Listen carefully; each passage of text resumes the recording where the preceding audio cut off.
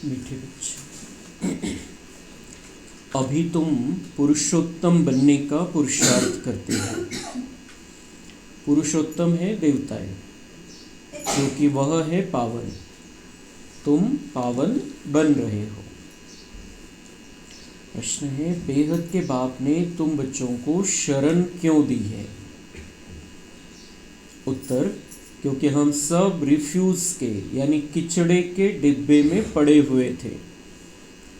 बाप हमें किचड़े के डिब्बे से निकाल गुल गुल बनाते हैं। आसुरी गुण वालों को दैवी गुणवान बनाते हैं। ड्रामा अनुसार बाप ने आकर हमें किचड़े से निकाल एडॉप्ट कर अपना बनाया है। गीत, यह कौन आया आज सवेरे सवेरे। ओम शांति। ओम शांति। रात को दिन बनाने के लिए बाप को आना पड़े। कौन आया आज सवेरे सवेरे? बाबा आ गए हैं। और सवेरे कौन सा है? इस दुनिया का सवेरा। अभी अमृत वेला चल रहा है इस दुनिया का। अभी रात में थे हम, अमृत वेला में बाबा आ गए और अब दिन निकलने वाला है। और वो क्या करता है? जादू टोना। गीत में सुना हमने, आंखों में जादू और बातों में टोना। तो वो हमें दृष्टि देता है, हमारे अंदर शक्ति भरता है और बातों ही बातों में हमें पावन बना देता है, देवता बना देता है। तो जादू टोना तो वो करता है, हमको देवता बना देता है, हमारे अंदर शक्ति भर देता है। अभी तुम बच्चे जानते हो कि बाप आया हुआ है। कंफर्म है हमको कि बाप आया हुआ है। जो भगवान है वो आया हुआ है। कोई दूर है, किधर है पता नहीं है, कौन भगवान है, कैसे मिलेंगे हम उनको मिलके क्या होगा, ये सारी बातें अब पीछे छूट गई। अब हमें कंफर्म है कि भगवान आया हुआ है और आया ही नहीं, उसका काम खत्म होने पर है। पहले हम शूद्र वर्ण के थे, शूद्र बुद्धि थे। शूद्र वर्ण और शूद्र बुद्धि मतलब नीचे के लेवल, विकारी बन गए थे। बच्चे जानते हैं हम इन वर्णों में कैसे चक्र लगाते हैं। कैसे चक्र लगाते हैं?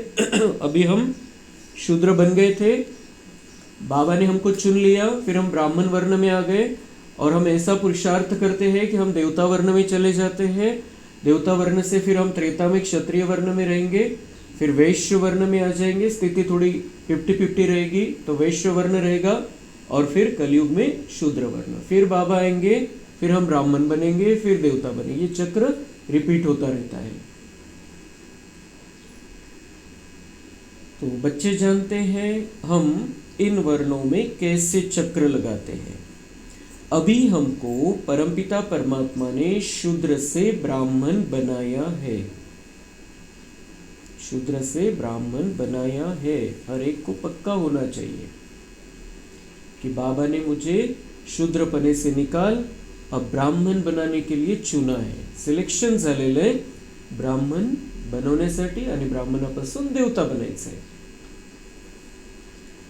कल्प कल्प कल्प के संगम युगे हम ब्राह्मण बनते हैं।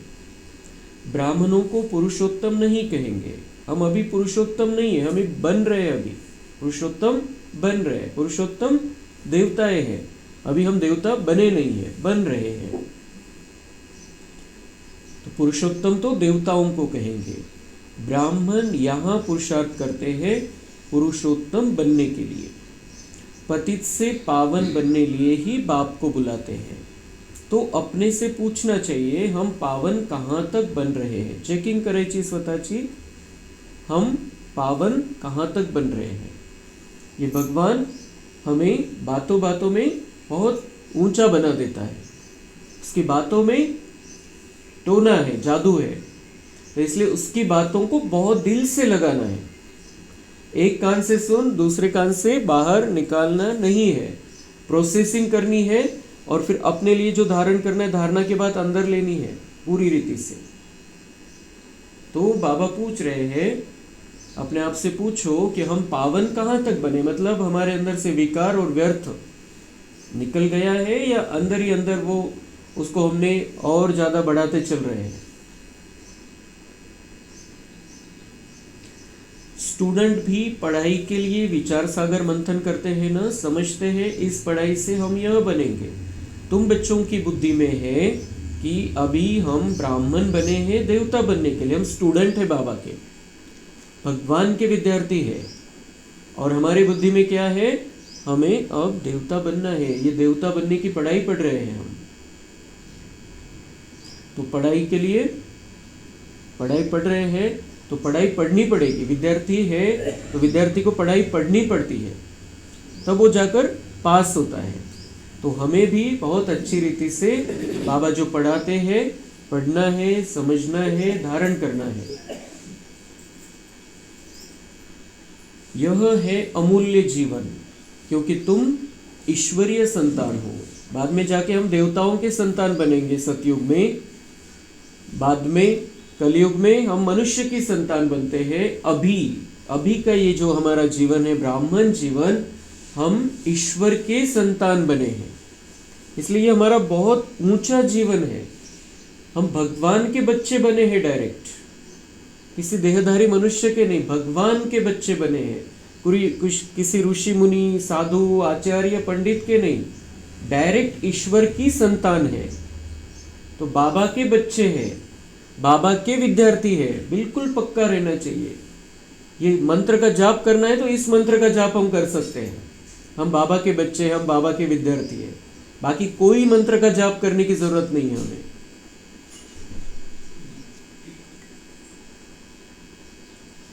ईश्वर तुमको राजयोग सिखला रहे हैं, पतित से पावन बना रहे हैं, पावन देवता बनते हैं। वर्णों पर समझाना बहुत अच्छा है। सन्यासी आदि इन बातों पर नहीं ठहरेंगे, उनको समझ में ही नहीं आएगा वर्ण। उन्होंने तो धर्म में 4 वर्ण बना दिए, ब्राह्मण क्षत्रिय वैश्य शूद्र, लेकिन ये आत्मा की स्थिति है, आत्मा की क्वालिटी है। आत्मा कलयुग में शूद्र स्थिति में आ जाती है, संगम युग में ब्राह्मण बनती है, सतयुग में देवता स्वरूप में रहती है, त्रेता में क्षत्रिय स्वरूप में रहती है, द्वापर में वैश्य स्वरूप में रहती है। लेकिन वो साधु सन्यासी क्या समझते, आत्मा तो निर्लेप है, इसलिए वो ये बातें उनके बुद्धि के बाहर की है, त्यांच्या डोक्याच्या वरच्या गोष्टी है। जो भी भगवान की मुरली है, साधु महात्मा जो है सिर्फ उसी धर्म के जो है, जो बाबा के बच्चे हैं, लेकिन एक धर्म के लिए अगर उधर कोई गया है साधु सन्यासी, जैसे हमने परमानंद गिरी को सुना, वो 1-2 धर्म के लिए उधर गए हैं उन लोगों की सेवा करने के लिए, इसीलिए तो उनको ये ज्ञान समझ में आ रहा है। लेकिन बाकी साधु सन्यासी जिनको द्वापर के बाद ही नीचे आना है, जिनको सतयुगी स्वर्ग में आना ही नहीं, वो इन बातों को समझेंगे नहीं। वो कहेंगे ये सारा उल्टा सुल्टा सुनाते हैं कुछ भी, क्योंकि उन्होंने वो दुनिया देखी ही नहीं है।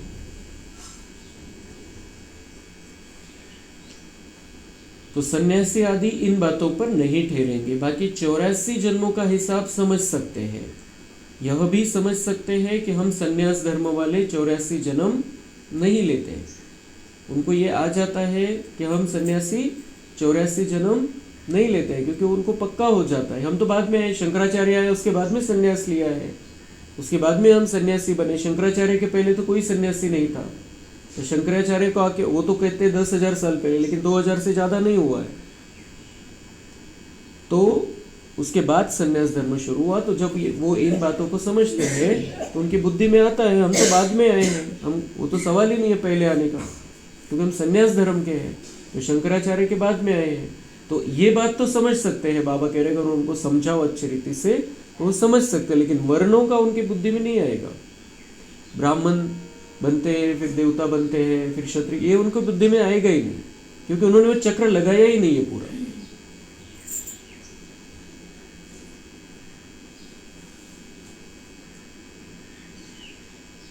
तुम बच्चे यहाँ सम्मुख बैठे हो तो बाबा बुद्धि को रिफ्रेश करते हैं, जैसे और बच्चे भी यहाँ आते हैं रिफ्रेश होने के लिए।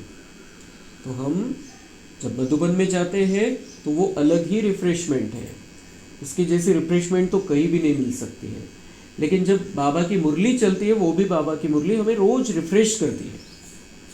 जो मन में मैल हो जाता है, दिन भर में जो अलग अलग बातों में हम रहते हैं, बाबा आके सवेरे मुरली के द्वारा उसको धो देता है, स्नान करते हैं हम, और वो सारी बातें धुल जाती है, हम रिफ्रेश हो जाते हैं।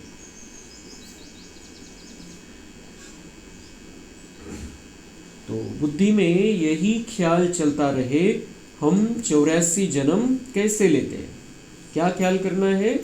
इधर उधर की बातों में जाना नहीं, पर चिंतन में जाना नहीं, इसने ऐसा किया, ये ऐसा करता, इन बातों में नहीं जाना। क्या चलता रहे ख्याल बुद्धि में, हमने 84 जन्म कैसे लिए, हम 84 जन्म कैसे लेते हैं। दिन भर में 4 बार कम से कम सीढ़ी का चित्र देखना है कि हम कैसे नीचे उतरते हैं, और बाबा अब लिफ्ट लेकर आया है, डायरेक्ट सीधा ऊपर जाना है, सीधा सतयुग में आना है। कैसे शूद्र से ब्राह्मण बने हैं, ब्रह्मा की संतान ब्राह्मण। अब ब्रह्मा कहाँ से आए, वो तो ऊपर से कैसे टपकेगा, वो यहाँ वाले को ही बाबा ब्रह्मा बनाता है। जो सर्वोच्च है, जो सर्वोच्च आत्मा है इस दुनिया में है, वो बाबा को मिल जाती है, और बाबा को आके उसमें आके अपना कार्य करना है। तो यहाँ की जो नंबर 1 आत्मा है, श्री कृष्ण की जो आत्मा है, उसके शरीर में बाबा प्रवेश करके अपना कार्य करते, उसको ही ब्रह्मा बना देते हैं, वही ब्रह्मा है। तो बाप बैठ समझाते हैं, हम इनका नाम ब्रह्मा रखते हैं। श्री कृष्ण का लास्ट जन्म दादा लेखराज, और उनका नाम बाबा फिर ब्रह्मा रखते हैं। और यही है भक्ति मार्ग वाला ब्रह्मा, जिसके लिए कहते हैं ब्रह्मा के द्वारा स्थापना, और ब्रह्मा के एक संकल्प से सृष्टि रची। तो वो जो संकल्प था कि मैं बस, मुझे ये वो जो कराना चाहता है मुझे करना है, बस वो जो कराना चाहता है, वो कोई शक्ति है, वो मुझसे कोई कराना चाहते हैं, और वो तैयार हो गए। एक ही संकल्प आया था ब्रह्मा को पहले, सच में एक ही संकल्प आया था कि वो जो कराना चाहता है, वो कोई है शक्ति, मुझसे कुछ कार्य कराना चाहते हैं, और आई एम रेडी, मैं तैयार हूं बस। और तब से उन्होंने सारा कारोबार भी अपना समेट लिया, और जो उसको पूरी तरीके से अपनी मन बुद्धि शरीर को अर्पण कर दिया, तुझे जो करना है कर ले। अगर वो ऑफर नहीं करता अपनी मन बुद्धि शरीर, तो ये कार्य होता ही नहीं। इसलिए वो ब्रह्मा का भी महत्व है, उसके संकल्प का भी महत्व है, और शिव बाबा का तो उसके आने से ही सारा कुछ परिवर्तन होता है। तो यह जो ब्रह्मा कुमार कुमारियां है, यह फैमिली हो गए। तो ब्रह्मा के हम बच्चे बन गए, ब्रह्मा के द्वारा बाबा ने हमको जन्म दिया, तो हम ब्रह्मा कुमार ब्रह्मा कुमारी हो गए। तो मतलब जिसने जन्म दिया वो हमारे माता पिता हो गए। शिव बाबा ने ब्रह्मा के द्वारा जन्म दिया, तो ब्रह्मा हमारी माता भी हो गई। हमारे इस ज्ञान मार्ग में बड़े भाई भी है, अलौकिक पिता भी है। शिव बाबा हमारे माता पिता सब कुछ है। तो ये क्या है, परिवार है, ये फैमिली है, ईश्वरीय फैमिली है। भक्ति मार्ग में ये परिवार की फीलिंग है ही नहीं। भक्ति मार्ग में ये भक्त अलग, वो भक्त अलग, ये बड़ा भक्त, ये छोटा भक्त, ये बहुत दान करता है, ये ऐसा करता है, ये वैसा करता है, उसका स्टेज पर नाम लेंगे, कुछ कुछ क्या क्या बातें होती रहती हैं। लेकिन यहाँ पर तो परिवार है हमारा, हम भगवान के परिवार में आ गए हैं, और जो भगवान के परिवार में आ जाता है वो देवता बनता है।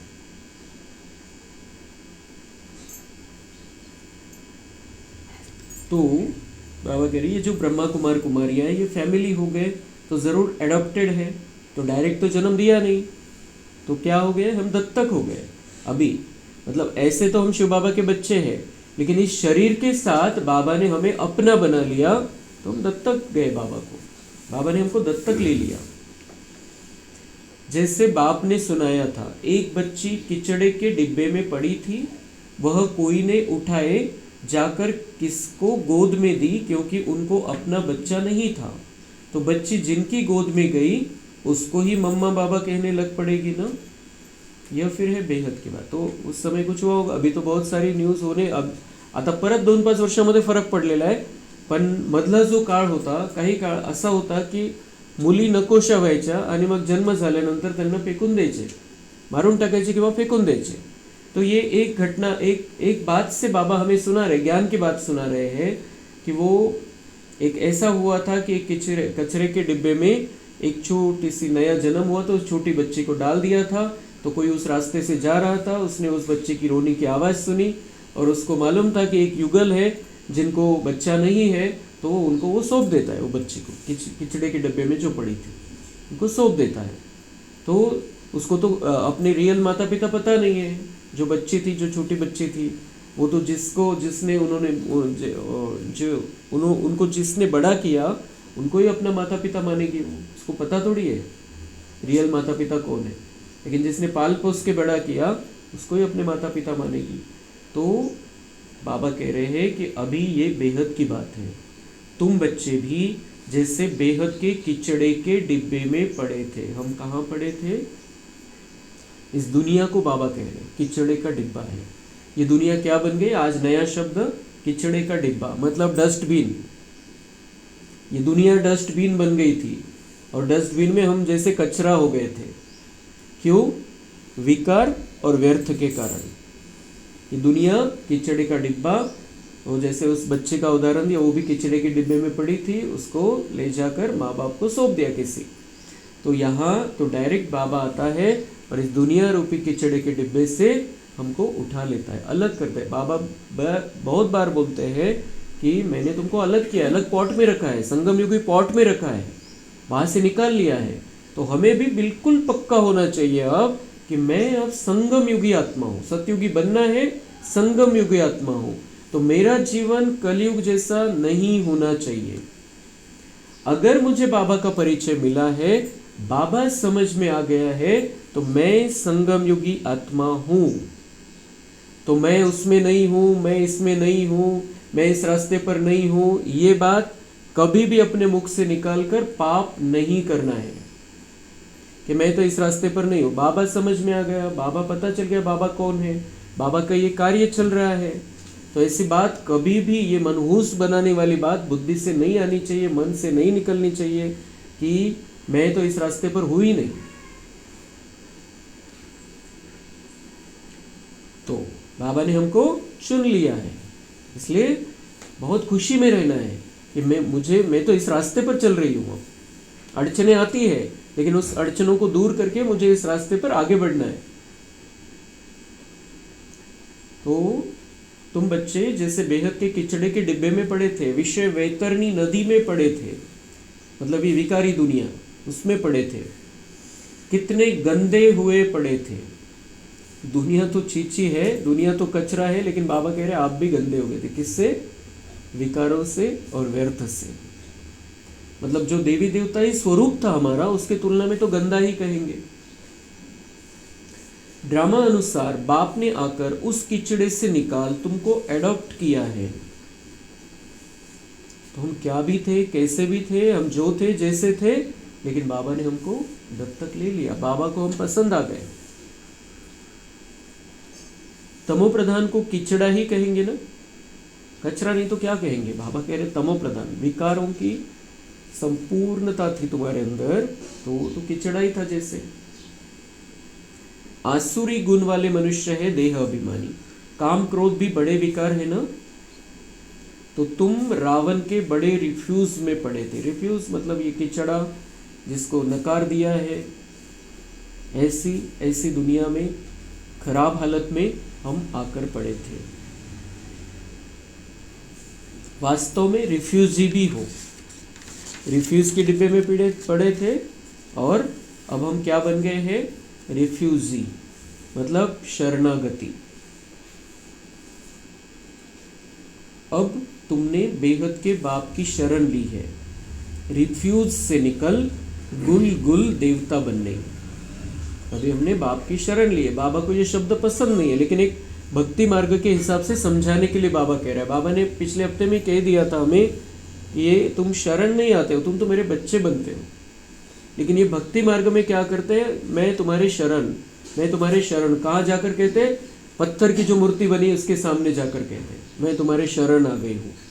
तो बाबा कह रहे सच असली शरण तो तुमको अब मिली है, मतलब तुम अभी समर्पित हुए हो, बाबा पर आकर बलिहार गए हो, भगवान को पहचान लिया, जो चैतन्य में आया हुआ भगवान है, पत्थर की या किसी धातु की मूर्ति नहीं, चैतन्य में आया हुआ भगवान है। उस पर आप मन बुद्धि से समर्पित हो गए हो, तो क्या रिफ्यूज से निकल गुल गुल देवता बनने वाले हैं। अब हम मीठे देवता बनने वाले, रिफ्यूज में पड़े थे, कचरे में पड़े थे। इस समय सारी दुनिया रिफ्यूज के बड़े डिब्बे में पड़ी है, सारी दुनिया डस्टबिन, बड़ा डस्टबिन हो गई है, बाबा कह रहे हैं।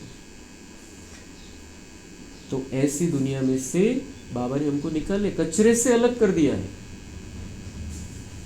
वो जो व्यर्थ का कचरा है, दुनिया भर की बातें हैं, सारा छी गंदी बातें चलती है, व्यर्थ की बातें चलती है, काम क्रोध लोभ मोह अहंकार की बातें चलती है, उससे बाबा ने हमको अलग कर दिया। स्पेशल है हम बाबा के बच्चे, और हमारे अंदर दिव्यता लानी है। अब हमको अपने आप को साफ सुथरा रखना है, सभी बातों से बचा कर रखना है अपने आप को, बहुत सावधान रहना है यहाँ पर, क्योंकि हमें अब गुल गुल देवता बनना है, मीठा देवता बनना है। बाप आकर तुम बच्चों को कीचड़े से निकाल अपना बनाते हैं, परंतु, ये बाबा का परंतु और लेकिन शब्द बहुत खतरनाक होता है।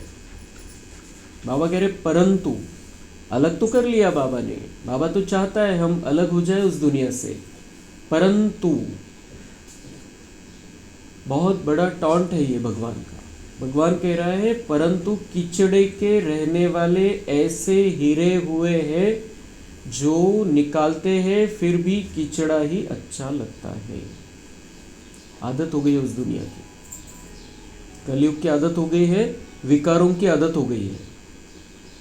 तो बाबा कचरे से निकालना चाहते लेकिन उनको आदत हो गई, छोड़ते नहीं है। कीचड़ा ही अच्छा लगता है, गंदगी ही अच्छी लगती है। बाप आकर बेहद के कीचड़े से निकालते हैं, बुलाते भी हैं कि बाबा आकर हमको गुल गुल बनाओ, कांटों के जंगल से निकाल फ्लावर बनाओ, खुदाई बगीचे में बिठाओ। अब आसुरों की जंगल में पड़े हैं। कहाँ पड़े हैं हम? क्या क्या कह रहे हैं बाबा आज इस दुनिया को? कीचड़े का डब्बा, डस्टबिन, कांटों का जंगल, आसुरी जंगल, राक्षसों का जंगल, सब यहाँ पर राक्षस है। विकारी है मतलब राक्षस है, और यहाँ पर पड़े हैं हम।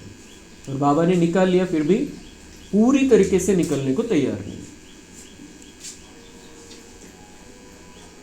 बाप तुम बच्चों को गार्डन में ले चलते हैं,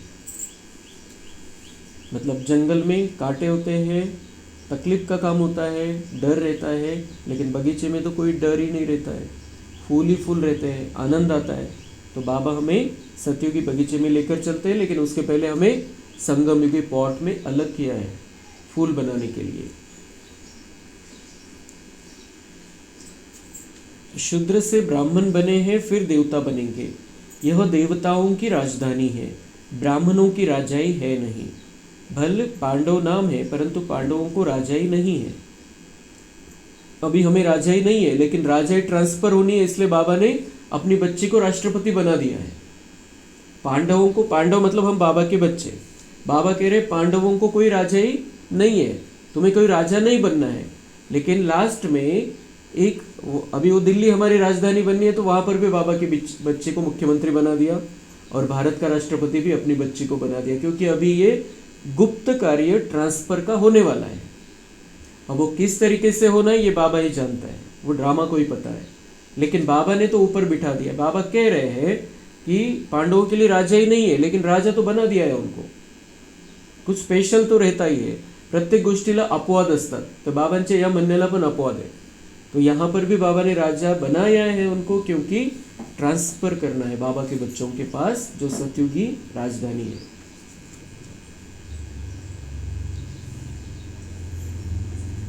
ये तो बाबा जो करता है, हम कितना भी दिमाग लगाए हम नहीं समझ सकते बाबा किस तरीके से ये करने वाला है ये सारा कार्य।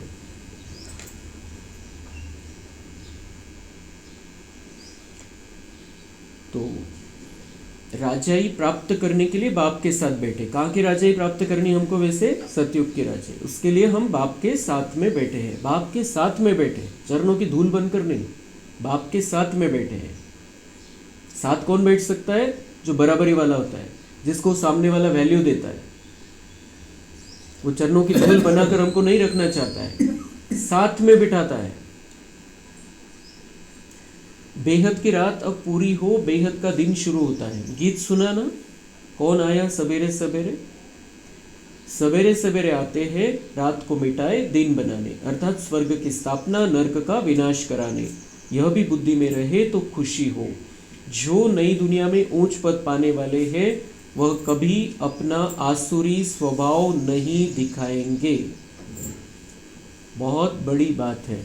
बाबा कह रहे हैं जो नई दुनिया में ऊंच पद पाने वाले हैं वह कभी अपना आसुरी स्वभाव नहीं दिखाएंगे। दिखाएंगे शब्द है, मतलब ऊपर ऊपर से कुछ अलग, अंदर कुछ अलग। और कुछ लोग कहते हैं कि बाबा को पता है, अभी ऊपर गुस्सा दिखाई देता है, लेकिन कुछ लोग क्या कहते हैं, बाबा को पता है मुझे गुस्सा नहीं आया है, जोश दिखाई दे रहा है ऊपर से, लेकिन बाबा कह रहा है, वो क्या कहते हैं कि मेरे अंदर कुछ नहीं है वैसा। ये ऊपर से हो जाता है, अंदर कुछ नहीं है, और बाबा जानता है। लेकिन जो जानने वाला बाबा है वो क्या कह रहा है, दिखाना नहीं है तुमको ये आसुरी स्वभाव। तो ऊपर से तो दिखाई देता है, अगर जोश है, क्रोध है, मोह है, दिखाई देता है। तो दिखाना नहीं मतलब अंदर भी नहीं रहना है वैसा, और बाहर भी दिखाई नहीं देना चाहिए। भगवान के महावाक्य है। अगर हम इसको ये बहुत दिनों के बाद ये महावाक्य आया है, डायरेक्ट बाबा कह रहा है दिखाना नहीं है आसुरी स्वभाव। आसुरी स्वभाव दिखाएंगे तो डिससर्विस होती है। जिनको ज्ञान में आना है और पक्का बनना है वो अगर हमारा ऐसा देखेंगे, जो बर्ताव देखेंगे, तो वो कहेंगे क्या परिणाम है फिर ज्ञान का। इसलिए भले ही अंदर रहता है, जोश आ जाता है कभी कभी, लेकिन वो भी नहीं आना चाहिए। दिखाना क्या है, दिखाना ही है तो क्या दिखाना है, देवताई क्वालिटी दिखानी है, शांति दिखानी है, प्यार दिखाना है, आनंद दिखाना है, सुख देना है, ज्ञान देना है, शक्ति स्वरूप स्थिति में रहना है। लेकिन विकार का प्रभाव थोड़ा भी दिखाना नहीं है, नहीं तो वो महापाप हो जाएगा। अगर भगवान कह रहे हैं नहीं दिखाना, इसका मतलब पाप की कैटेगरी में है वो। जिस यज्ञ से इतना ऊंच बनते हैं उस यज्ञ की बहुत प्यार से सेवा करेंगे। जिस यज्ञ से इतना ऊंच बनते उस यज्ञ की बहुत प्यार से सेवा करेंगे, जिनको ऊंच पद पाना है। हम सेवा पर है, ये यज्ञ चल रहा है बाबा का, तो यज्ञ में विघ्न नहीं डालना है हमें अपने आसुरी स्वभाव के कारण। और दूसरी बात कि तन मन धन मनसा वाचा कर्मणा हर प्रकार से सेवा करेंगे, जिनको ऊंचा पद लेना है।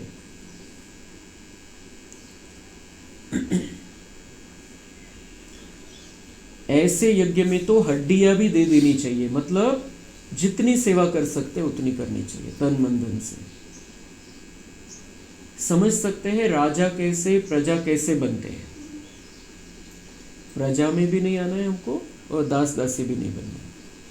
भले राजा रानी के दास दासी भी होंगे, लेकिन आखिर है तो दास दासी का पार्ट। यहां पर जितनी सेवा करेंगे उतना वहां पर हमारा पद ऊंचा होने वाला है।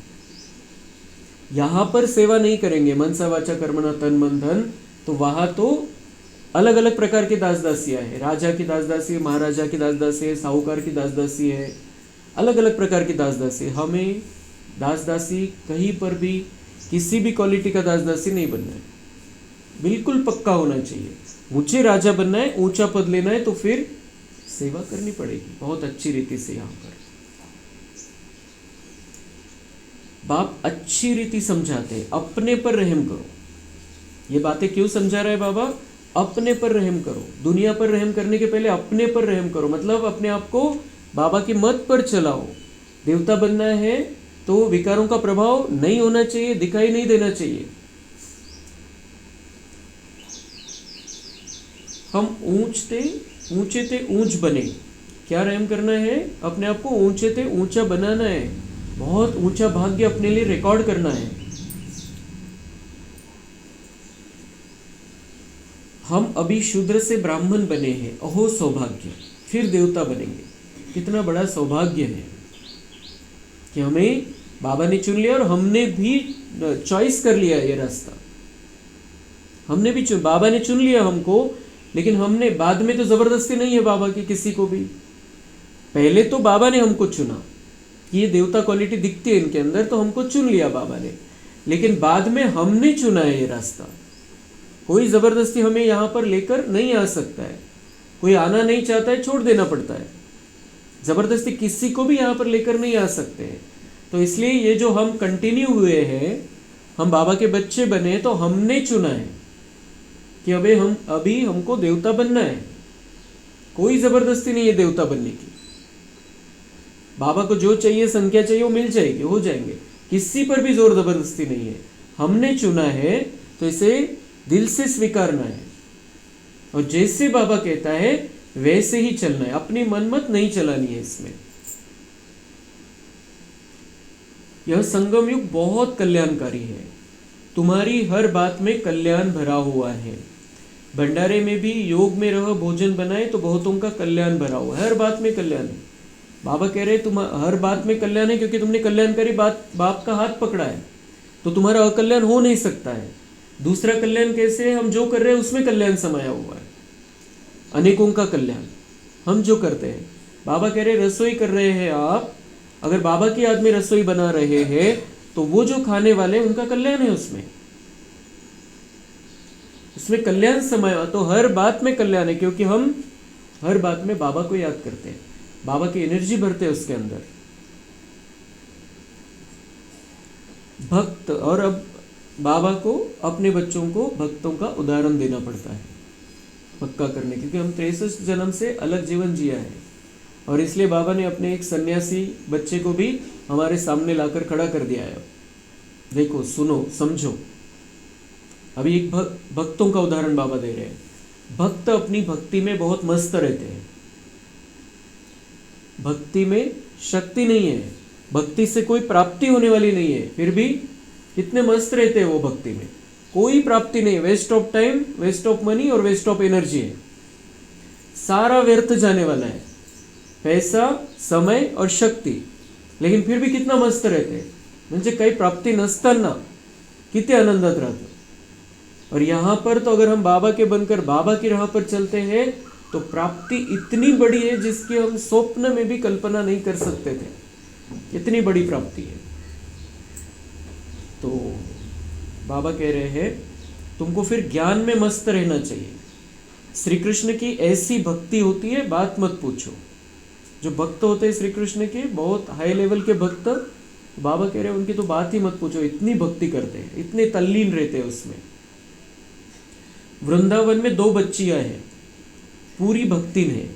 कोई 2 बच्चियां होंगी उस समय वृंदावन में, जैसे मीरा थी वैसे ये 2 बच्चियां भी होंगी, बहुत ज़्यादा तल्लीन रहती होंगी भक्ति में। बाबा को किसी ने बताया होगा इस बारे में। तो बाबा कह रहे हैं वृंदावन में 2 बच्चियां हैं, पूरी भक्तिन है, कहते हैं बस हम यहाँ ही रहेंगे, यहाँ ही शरीर छोड़ेंगे श्री कृष्ण की याद में। मतलब कोई प्राप्ति नहीं, चैतन्य में श्री कृष्ण नहीं, फिर भी कितनी पक्की भक्ति करते हैं। तो उसको कहेंगे भक्त शिरोमणि। श्री कृष्ण पर कितना न्योछावर जाते हैं। अभी तुमको बाप पर न्योछावर होना है, पहले शुरू में शिव बाबा पर कितने न्योछावर हुए, तो हमें अब शिव बाबा पर समर्पित हो जाना है। उसका इतना फायदा मिलेगा जो हम 5000 वर्ष अपने अच्छे बना सकते हैं, और भक्ति से तो कुछ मिलने वाला नाही, तेवढ्यापुरती तेवढी प्राप्ती, म्हणजे क्षणिक आनंद। ज्यावेळेला भक्ती चाललेली आहे, ज्यावेळेला तिथं म्युझिक चाललेलं आहे, काही चाललेलं आहे, काही आपण पूजा करतोय, काही महाराजांची पूजा आरती करताय, ती वरची लेवल तर गेलीच उडून, ईश्वर तर विसरलेच, पण जे धर्मस्थापक आहे त्यांना पण बुद्धीमधून काढून टाकलं आणि आता साधू संन्याशांच्या मागे लागलेले। तर प्राप्ती किती, तेवढ्यापुरतं तेवढा आनंद घेता है, त्यालाही ते एंजॉयचं स्वरूप आलेले भक्तीला, और वो उतने समय पुरता है। लेकिन अब हम बाबा पर न्योछावर जाएंगे तो प्राप्ति कितनी बड़ी है, 5000 वर्ष की बहुत सुंदर रिकॉर्डिंग हम कर सकते हैं। ये लास्ट के 1-2 जन्म है जो हमारे हिसाब किताब के हैं, लेकिन जो बाबा के बच्चे हैं उनके 4800 वर्ष अच्छे रह सकते हैं अगर यहाँ पर अच्छी रिकॉर्डिंग कर ले तो तो पहले पहले शुरू में शिव बाबा पर कितने न्योछावर हुए, ढेर के ढेर आए। जब इंडिया में आए तो बहुतों को अपना घर बार याद पड़ने लगा, कितने चले गए। तो शिव बाबा पर कितने न्योछावर हुए, पहले तो बहुत ज़्यादा आगे थे, फिर उसमें से 385 बच्चे, और फिर बाद में जब 1950 के बाद भारत वापस आए तो उनको वो पहली यादें सताने लगी, तो बहुत सारे निकल गए वहाँ से। और कुछ बेगरी पार्ट था, पैसे का प्रॉब्लम आने लग गया, तो ब्रह्मा बाबा का बेटा भी चला गया वहाँ से, और ब्रह्मा बाबा ने उसको रोका नहीं। उसने कहा मैं जाता हूँ, कमाई करता हूँ। तो ब्रह्मा बाबा ने उसको सीधा परमिशन दे दी। कब जाना है पूछा उनको, कब जा रहे हो, मतलब रोका नहीं। यहाँ पर किसी को भी रोक नहीं सकते जबरदस्ती। ब्रह्मा बाबा ने अपने बेटे को भी नहीं रोका, क्योंकि उसके उधर हिसाब किताब होंगे तब तो उसको संकल्प आया वैसा, इसलिए जाने दिया। बाद में वो कनेक्ट हो गए, आते रहे, लेकिन जितना भाग्य वहाँ रहने से बनता था उतना तो नहीं बना, तो उनका बैड लक। तो ग्रहचारी बहुतों पर आती है ना, ये ग्रहचारी आती है तब छोड़ के जाते हैं, तब बाबा के नहीं बनते। कभी कैसी दशा कभी कैसी दशा बैठती। बाबा ने समझाया है, कोई भी आते हैं तो बोलो कहाँ आए हो। बाहर में बोर्ड देखा ब्रह्मा कुमार कुमारियाँ, यह तो परिवार है ना। एक है निराकार परमपिता परमात्मा, दूसरा फिर प्रजापिता ब्रह्मा भी गाया हुआ है, यह सब उनके बच्चे हैं। दादा है शिव बाबा, वर्षा उनसे मिलता है, वह राय देते हैं मुझे याद करो तो तुम पतित से पावन बन जाएंगे। कल्प पहले भी ऐसे राय दी थी। कितनी ऊंची पढ़ाई है, यह भी तुम्हारी बुद्धि में है। हम बाप से वर्षा ले रहे हैं, हम जो कुछ भी कर रहे हैं अपना वर्षा रिकॉर्ड कर रहे हैं। वारसा हक का अपना बनो तो है, रिकॉर्डिंग करते है। तुम बच्चे मनुष्य से देवता बनने की पढ़ाई पढ़ रहे हो, तुम्हें जरूर दैवी गुण धारण करने हैं। तुम्हारा खान पान बोल चाल कितना रॉयल होना चाहिए। पक्का करा लेता है बाबा पहले, तुम देवता बनने के लिए यहाँ पर आए हो तो दैवी गुण धारण करने हैं, भगवान से पढ़ाई पढ़ रहे हो तो अब प्रैक्टिकल में क्या दिखाई देना चाहिए। बाबा कह रहा है तुम्हारा खान पान शुद्ध होना चाहिए, बाबा की याद में बना हुआ भोजन।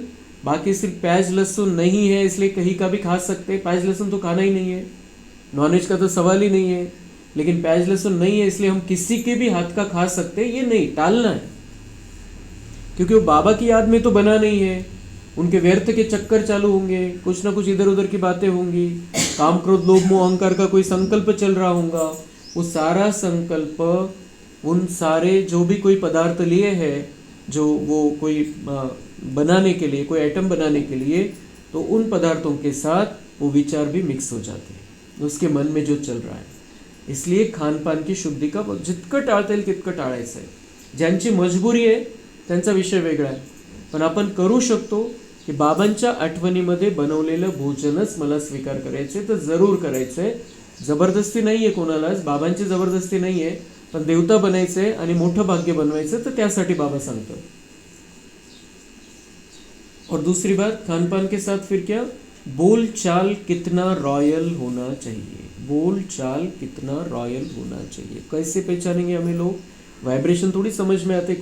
आत्माओं अलग अलग चक्कर में है, सबको तो वाइब्रेशन टच नहीं होते हैं, वो तो हमें कैसे पहचानेंगे, क्या देखेंगे हमारे अंदर कैसे बोलते हैं, कैसी स्थिति है उससे पहचानेंगे।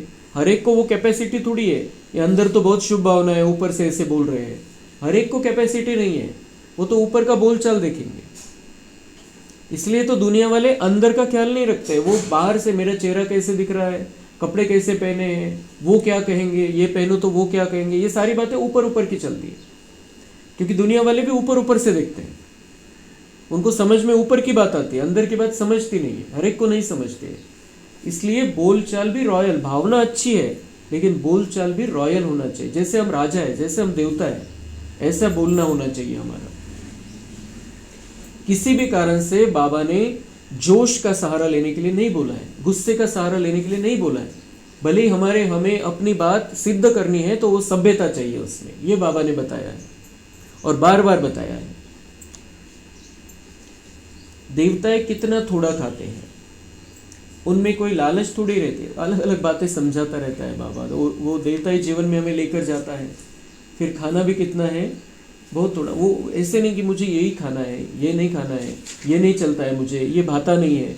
जो शरीर के लिए ज़रूरी है वो खाना है, और उतना खाना है, जितना ज़रूरी है उतना ही खाना है, लालच से नहीं। 36 प्रकार के भोजन बनते हैं, खाते कितना थोड़ा है। सत्युग में 36 प्रकार के भोजन बनेंगे, लेकिन खाते कितना थोड़ा है, इतना थोड़ी खाएंगे। और इतना वो उसमें मस्त होके नहीं खाते कि ये बहुत अच्छा लग रहा है, ये अच्छा चीज़ है, ये अच्छी नहीं है, इसकी टेस्ट अच्छी है, इसकी अच्छी नहीं है, इस तरीके से नहीं। वो शरीर में पेट्रोल डालना है बस अपने को।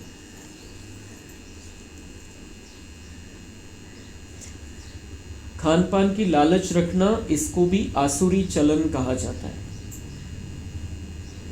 तो बाबा के आसुरी चलन में ये बात भी शामिल हो गई, खान पान की लालच। दैवी गुण धारण करने हैं तो खान पान बड़ा शुद्ध और साधारण होना चाहिए। तला भुना ज़्यादा नहीं खाना है, जितना हम एकदम से तो नहीं परिवर्तन होता है, लेकिन स्टेप बाय स्टेप हम परिवर्तन कर सकते हैं। जैसे हमारे डॉक्टर सचिन भाई इस खान पान के बारे में बहुत बताते हैं। वो बोलते हैं कच्चा खाना चाहिए, फिर अभी वो तो जूस पर आ गए, सिर्फ जूस लेना चाहिए। तो जितना हम कर सकते हैं हमारे शरीर के हिसाब से, हमारे कामकाज के हिसाब से, जितनी एनर्जी की ज़रूरत आहे, कष्टाचं काम किती आहे त्यानुसार। त्यांना तिथं ते कष्टाचं काम नाही म्हणून ते पूर्णपणे कच्च्यावरती किंवा ज्यूसवर राहू शकता, पण आपण एक वेळ तर तसं करू शकतो।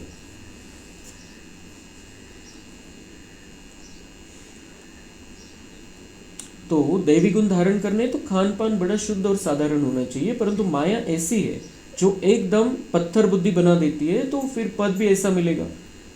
और माया कौन से, बाहर की कोई माया नहीं, हमारे अंदर की माया हमें पत्थर बुद्धि बना देती। मतलब बाबा इतना अच्छी रीति से समझाते, लेकिन धारणा नहीं होती, तो बाबा मतलब पद भी ऐसे मिलेगा फिर।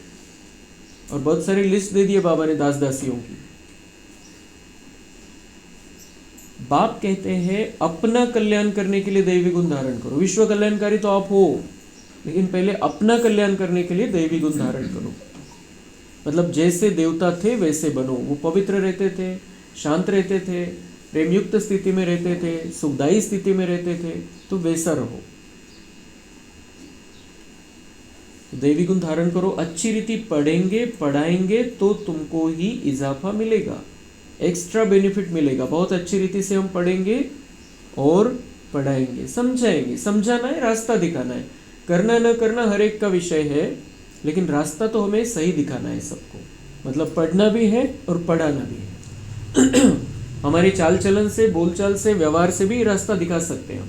सिर्फ ज्ञान देना यही एक बात नहीं है, लेकिन हमारा जीवन ही हमारा वो लेसन बन जाए सबके लिए। सगळ्यांसाठी धडा बनला पाहिजे आपलं जीवनच। तो अच्छी रीति पढ़ेंगे पढ़ाएंगे तो तुमको ही इजाफा मिलेगा। बाप नहीं देते, तुम अपने पुरुषार्थ से पाते हो। तो बाप ऐसे नहीं देते हैं, लेकिन हम जितना पुरुषार्थ करेंगे उतना हमें एक्स्ट्रा मिलेगा, एक्स्ट्रा भाग्य बनेगा। अपने को देखना चाहिए कहाँ तक हम सर्विस करते हैं, हम क्या बनेंगे। इस समय शरीर छूट जाए तो क्या मिलेगा, ये चेकिंग तो हर पल करनी। अगर मेरा इस समय शरीर छूट जाए तो कितनी कमाई मैं साथ में लेकर जाऊंगा, कितनी तैयारी की है मैंने सतयुग में रहने की।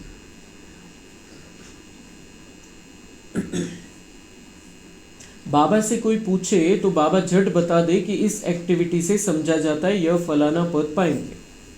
चाल चलन, व्यवहार, बोलचाल कैसी है उस पे से पता चल जाता है ये क्या पद पाएंगे। पुरुषार्थ ही नहीं करते तो कल्प कल्पांतर के लिए अपने को घाटा डालते हैं। अच्छी सेवा करने वाले जरूर अच्छा पद पाएंगे। सीनियर जो होंगे वह राजा रानी बनेंगे, जूनियर कम पद पाएंगे। सीनियर मतलब ऐसे नहीं कि पुराने आए हुए सीनियर, लेकिन जो ज्ञान में आगे जाते हैं वो सीनियर, और जो ज्ञान में पीछे है वो जूनियर। तो जो ज्ञान में आगे जाते हैं वो राजा रानी बनेंगे, और जूनियर दास दासी बनेंगे जो ज्ञान में पीछे रह जाते हैं।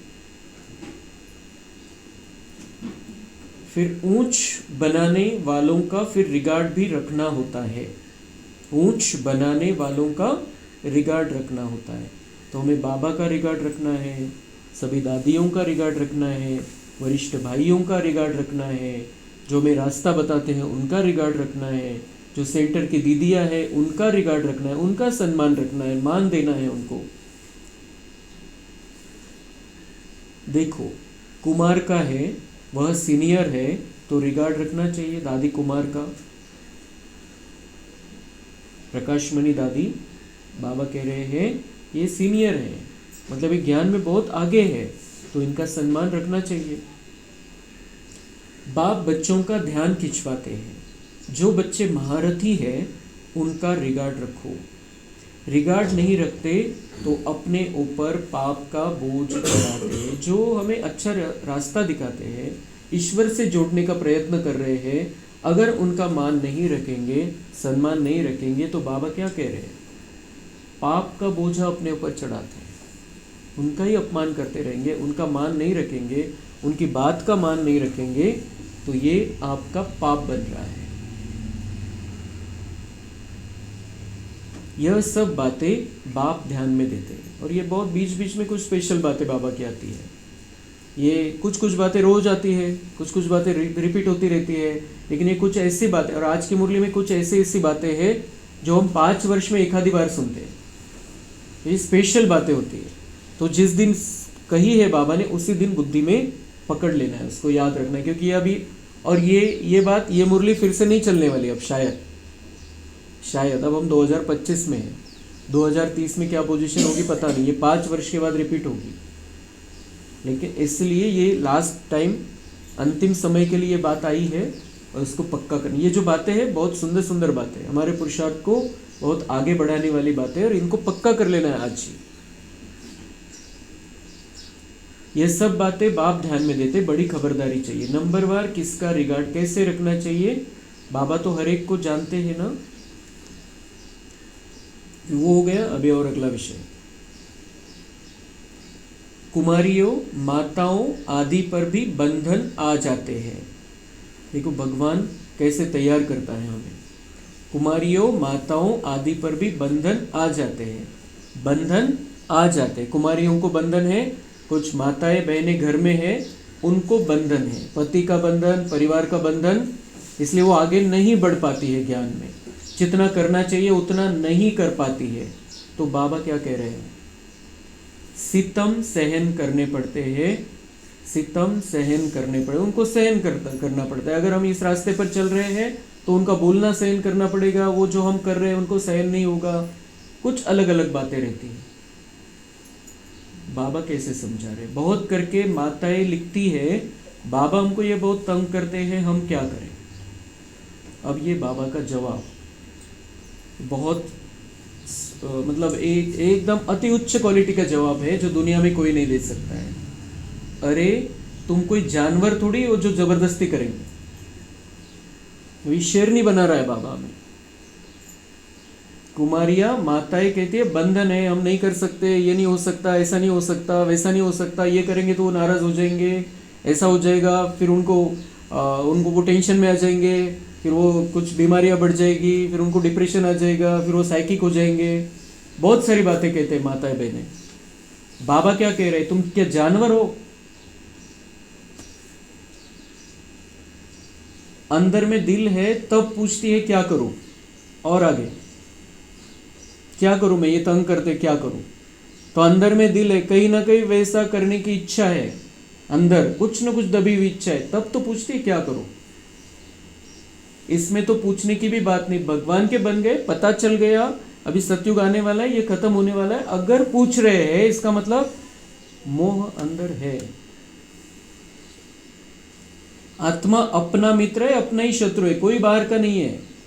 हर आत्मा स्वतंत्र है, जो चाहे हम कर सकते हैं, और भगवान ने बहुत शक्तियां दी है, इसलिए किसी दबाव झुकाव लगाव में नहीं आना है अब। और अब अंतिम समय आ गया है, अपना मित्र बनना है, अपना रास्ता चुन लेना है। किसको आना है पीछे तो आ जाएगा, लेकिन अपना रास्ता चुन लेना है।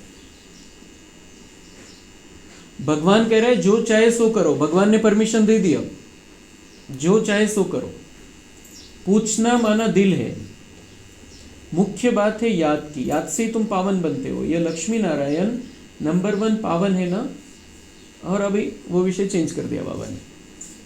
मम्मा कितनी सेवा करती थी, ऐसा तो कोई कह न सके, हम मम्मा से भी होशियार है, मम्मा ज्ञान में सबसे तीखी थी, योग की कमी बहुतों में है, याद में रह नहीं सकते, याद नहीं करेंगे तो विकर्म विनाश कैसे होंगे। लॉ कहता है पिछाड़ी में याद में ही शरीर छोड़ना है, शिव बाबा की याद में ही प्राण तन से निकले, एक बाप के सिवाय और कोई याद न आए, कहाँ भी आसक्ति न हो। ऐसे बाबा हमें जीवन कैसे जीना है वो भी सिखाता है, मृत्यु को कैसे प्राप्त करना है वो भी सिखाता है, मरने की भी तैयारी, जीने की भी तैयारी, कैसे शरीर छोड़ना है, एक शिव बाबा की याद हो, दूसरा कोई याद न आए। अगर मोह फंसा होगा कहीं ना कोई वस्तु व्यक्ति वैभव में तो वही बात याद आएगी अंत समय में, और उसकी याद में शरीर छोड़ेंगे तो वहाँ ही पहुँच जाएगी जो वहाँ जहाँ पहुँचेगा। मतलब दोपहर के बाद आ सकते हैं, शिव बाबा की याद नहीं है तो कहाँ भी आसक्ति न हो, यह प्रैक्टिस करनी होती है। हम अशरीरी आए थे, फिर अशरीरी होकर जाना है। बच्चों को बार बार समझाते रहते हैं बहुत मीठा बनना है। मतलब मुरली की शुरुआत होती है मीठे बच्चे, रोज कहता है मीठे बच्चे हो, और क्या कह रहा है मुरली में, समझाना पड़ता है बहुत मीठा बनना है, क्योंकि वो हमारा मीठा स्वरूप देखता है। वो तो परमानंद गिरी कह रहे थे कि मुझे अभी वो बाबा से वो चश्मा लेना पड़ेगा कोई, वो कैसे देखते हैं इनको मीठे बच्चे के रूप में, कैसे क्या दिखाई देता है इनके मीठे बच्चे। तो क्यों दिखाई देते हैं, क्योंकि हम मीठे थे और मीठे बनने वाले, बाबा को गारंटी है। बाबा को हमारा ओरिजिनल स्वरूप पता है, कितनी ऊंचाई पर हम पहुंचे थे, कितने मीठे बने थे, कितने मीठे बनने वाले हैं, ये बाबा को पता है। वो रूप देखता है हमारा, क्योंकि हमारे सारे जन्मों की कहानी जानता है, हमारा आदि मध्य अंत जानता है, हमारा सारा डाटा उसके पास है, इसलिए वो जानता है कि हम मीठे हैं। लेकिन वो पुरुषार्थ कराता है फिर से मीठा बनने के लिए। तो बच्चों को बार बार समझाते रहते बहुत मीठा बनना है, दैवी गुण भी होनी चाहिए। देह अभिमान का भूत होता है ना, देह मैं, ये जो होता है देह, इसको बाबा कहते हैं भूत है, भूत अंदर। तो देह अभिमान का भूत होता है ना, अपने पर बहुत ध्यान रखना है। भूत की प्रवेशता तो नहीं है अपने हमारे में, वो ध्यान रखना है। और बाबा भूतों को भगाने वाला है, तो दवाई क्या करनी है, मन मना भवति, तो ये भूत भाग जाएगा। बहुत प्यार से चलना है, बाप को याद करो और चक्र को याद करो। अभी नाटक पूरा होता है, पुरानी दुनिया से वैराग्य होना चाहिए। क्यों बाबा ये सारी बातें समझाते हैं, हमें वैराग्य नहीं आएगा तब तक पुरुषार्थ स्टार्ट नहीं होगा, तब तक हम कहते रहेंगे कि हम इस रास्ते पर है ही नहीं। सीधा कह देते हम इस रास्ते पर नहीं है। पुरुषार्थ कब स्टार्ट होगा, जब हमें ये पक्का हो जाएगा कि ये किचड़े का डब्बा है, ये दुनिया, ये छीछी दुनिया है, ये गंदी दुनिया है, ऊपर से पॉलिश किया हुआ है लेकिन अंदर सारा किचरा है। तो वो वैराग्य दिलाने के लिए बाबा, क्यों वैराग्य दिला रहा है बाबा, क्योंकि अब ये नाटक पूरा होने का समय आया है, घर वापस जाना है, तो साफ सुथरा होकर जाना पड़ेगा। तो बुद्धि योग शांति धाम सुख धाम में रहे। गीता में भी है मनमना भव। कोई भी गीता पाठी मनमना भव का अर्थ नहीं जानते। गीता में मनमना भव है और हजारों सालों से गीता पढ़ते आए हैं, लेकिन मनमना भव का अर्थ बाबा कह रहे कोई भी गीता पाठी उसका अर्थ जानता ही नहीं। कितनी बड़ी बात बाबा ने कह दी, किती भगवद्गीतेचा मान आहे, किती वेगवेगळ्या प्रकारच्या भगवद्गीता आहे, आणि त्याच्यामध्ये मेन अक्षर, सगळ्यात महत्त्वाचं अक्षर आहे भगवद्गीतेमध्ये मनमना भव। और बाबा कह रहे कोई भी नहीं जानता है मनमना भव, जो गीता पाठी है नहीं जानता है मनमना भव का अक्षर। अपने आप को आत्मा समझकर परमात्मा को ज्योति बिंदु स्वरूप में याद करना, ये मनमना भव है, मन बाबा में लगाना। तो वो जानते ही नहीं है मैं आत्मा हूँ, मैं आत्मा कहाँ पर हूँ, ये भी जानते नहीं।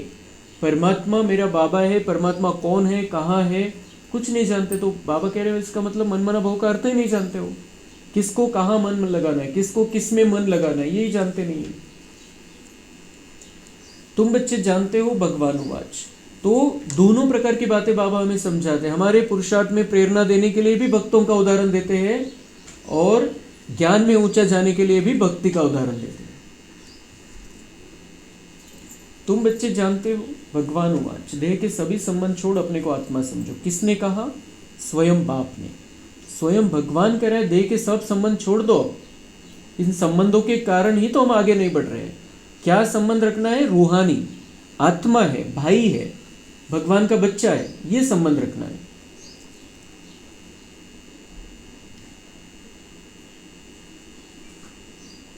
किसने कहा ये? स्वयं बाप ने। कोई फिर कहते हैं हम तो शास्त्रों को ही मानते हैं। फिर वो क्या कहते हैं, कुछ लोग जो भक्त होते हैं वो कहते हैं हम शास्त्र को ही मानते हैं, शास्त्र सर्वोच्च है, शास्त्र के आगे कोई नहीं। ये जो है हमारे धर्म में शास्त्र बने हैं, शास्त्र के आगे कोई नहीं। तो हम उनको कितना भी समझाए, भगवान आया हुआ है खुद। बाबा कह रहे भल भगवान आए तो भी नहीं मानेंगे वो, इतना शास्त्रों को मानते हैं। मनुष्य ने लिखे हुए शास्त्र, उनको कहो भगवान आया हुआ है तो नहीं मानेंगे। क्यों नहीं मानेंगे? भगवान से मिलन मना नहीं है उनको, द्वापर के बाद में आना है, वो दुनिया देखनी ही नहीं है तो मानेंगे ही नहीं। और जो कुछ भी ज्ञान के बारे में बताएंगे वो उसको वो उल्टा लेंगे, समझ में नहीं आएगा उनको। तो बरोबर शास्त्र पढ़ते रहते हैं, भगवान आए हैं, राजयोग सिखला रहे हैं, स्थापना हो रही है, यह शास्त्र आदि सब है ही भक्ति मार्ग के। शास्त्रों को मानते नहीं ऐसा कोई सवाल नहीं, हम मानते हैं शास्त्रों को, लेकिन शास्त्र कौन से कब के? ये भक्ति मार्ग के शास्त्र है। ज्ञान मार्ग का शास्त्र एक ही है, बाबा की मुरली, और इस मुरली से ही देवता बनते हैं हम। भगवान का निश्चय हो तो वर्षा लेने लग पड़े, फिर भक्ति भी उड़ जाए, परंतु जब निश्चय हो ना, निश्चय हो तो वर्षा लेने लग पड़ेंगे। भगवान पर निश्चय हो गया, समझ में आ गया तो वर्षा लेने लग पड़ेंगे, बच्चे बनकर रहेंगे। अपने आप को मैं बच्चा नहीं हूं बाबा का ये कहना ज्ञान लेने के बाद, इससे बड़ा महापाप दुनिया में कोई भी नहीं है। इससे बड़ा महापाप नहीं हो सकता है। मैं नहीं हूं इसमें, मैं नहीं हूं बाबा का बच्चा, बहुत बड़ा महापाप है। बाबा कह रहे हैं निश्चय हो गया तो वर्षा लेने लग पड़ जाएंगे। बच्चे है तो वर्षा लेंगे, बच्चा है तो बच्चे को ही वर्षा मिलता है। तो भक्ति भी उड़ जाए। फिर कब उड़ेगी भक्ति पूरी रीति से? जब निश्चय हो। तो बहुत गहराई होती है बाबा की बातों में, इनको अपने जीवन के साथ मैच करके उसका और एक बार विचार सागर मंथन करना है। बहुत महत्वपूर्ण मुरली है आज की। अच्छा, मीठे मीठे सिक्किल अधीर बच्चों प्रति माता पिता बाप दादा का याद प्यार और गुड मॉर्निंग। रूहानी बाप की रूहानी बच्चों को नमस्ते। हम रूहानी बच्चों की रूहानी बाप दादा को याद प्यार गुड मॉर्निंग नमस्ते। वहाँ बाबा वहाँ, शुक्रिया बाबा शुक्रिया। धारणा के लिए मुख्य सार है, देवता बनने के लिए बहुत रॉयल संस्कार धारण करने हैं। खान पान बहुत शुद्ध और साधारण रखना है, लालच नहीं करनी है। अपना कल्याण करने के लिए देवी गुण धारण करने हैं। अपने ऊपर ध्यान रखते सबके साथ बहुत प्यार से चलना है। अपने से जो सीनियर है उनका रिगार्ड जरूर रखना है। बहुत बहुत मीठा बनना है। देह अभिमान में नहीं आना है। देह अभिमान में आते हैं तो कहेंगे भाई ये तो छोटे हैं, लेकिन अपने से जो सीनियर है, ज्ञान समझ में आता है, तो बाबा कह रहे हैं कि उनका रिगार्ड जरूर रखना है। बहुत बहुत मीठा बनना है। वरदान है, बीती हुई बातों को रहमदिल बन समाने वाले शुभ चिंतक भव। बीती हुई बातों को रहमदिल बन समाने वाले शुभ चिंतक भव। समाने की शक्ति धारण करनी है हमें, और जब हम बाबा को याद करते तो अलग अलग शक्ति आते, उसमें एक समाने की शक्ति है। तो अभी ये जो वरदान है, आज 4/4/25 को बाबा ने दिया हुआ वरदान, हमें आगे संपूर्ण जीवन में इसका उपयोग करना है, फायदा उठाना है। बीती हुई बातों को रहमदिल बन समाने वाले शुभ चिंतक भव। बीती हुई बातें मतलब अभी 1 सेकंड पहले जो बात बीत गई उसको खत्म कर देना है, निकालना नहीं है, बाद में क्लियर नहीं करना है, तुरंत उसी बात को तुरंत ही खत्म कर देना है। अगर कुछ उसमें से सीखना है तो सीख लेना है, कुछ समझाना है तो समझाने की कल्याण की भावना से, बहुत प्यार से, बहुत सभ्यता से समझा सकते हैं, लेकिन ऐसे दिल से उसको खत्म कर देना है। और समाना ही है तो बाबा सागर को सौंप देना है, वो समा लेगा अपने अंदर।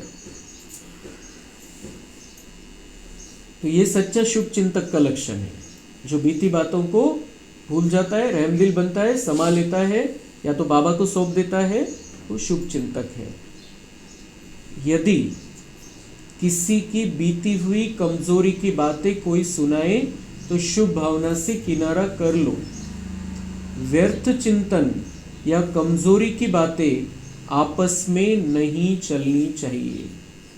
बातचीत, कमजोरी की बातें या व्यर्थ चिंतन, क्या होना चाहिए था, ऐसा होना चाहिए था, इसने ऐसा करना चाहिए था, उसने वैसा करना चाहिए था, ये ऐसा करता है, वो वैसा करता है, कितनी बातें चलती है व्यर्थ चिंतन की, उससे कुछ निकलने वाला नहीं है, तो उसमें क्यों टाइम पास करना है। तो भगवान कह रहा है व्यर्थ चिंतन या कमजोरी की बातें आपस में नहीं चलनी चाहिए। बीती हुई बातों को रहमदिल बनकर समा लो। क्यों कह रहा है? हमारे कल्याण के लिए, क्योंकि हम उन्हीं बातों में रहेंगे तो देवता बनने की क्वालिटी कैसे आएगी, कैसे पुरुषार्थ करेंगे, कैसे हम बाबा को याद करेंगे। अंदर बिल्कुल साफ सुथरा रहना है, हल्का रखना है अपने आप को. जर लोड राहील वरती बुद्धीमध्ये मनावरती बाबांची आठवणच करू शकत नाही आपण. इसलिए हमारे कल्याण के लिए बाबा ये बात समझा रहा और वरदान दिया है इस बात का. बीती हुई बातों को रहम दिल बनकर संभालो, सच्चे रहम दिल बनो. एक तो पहले तो दया अपने ऊपर करो कि उसको अंदर मत रखो कचरे को. समाकर शुभ भावना से उस आत्मा के प्रति मनसा सेवा करते रहो. जिनके अंदर कमजोरी लगती है, जिन्होंने कुछ गलत किया है, तो क्या करो, उससे झगड़ा मत करो, वाद विवाद में मत पड़ो, जोश में मत आ जाओ. क्या करो, समाकर मतलब उसको संभालो, अपने अंदर खत्म कर दो या फिर बाबा को सौंप दो. और शुभ भावना से, बहुत शुभ भावना से उस आत्मा के प्रति मनसा सेवा करते रहो. अगर आपको लगता है ये आगे बढ़े, मनसा सेवा कर सकते हैं. बाबा से शक्ति लेकर, शांति लेकर, सुख लेकर, प्यार लेकर उनको देते रहो. अगर आपको उनको सुधारना ही है, आगे लेकर चलना ही है तो.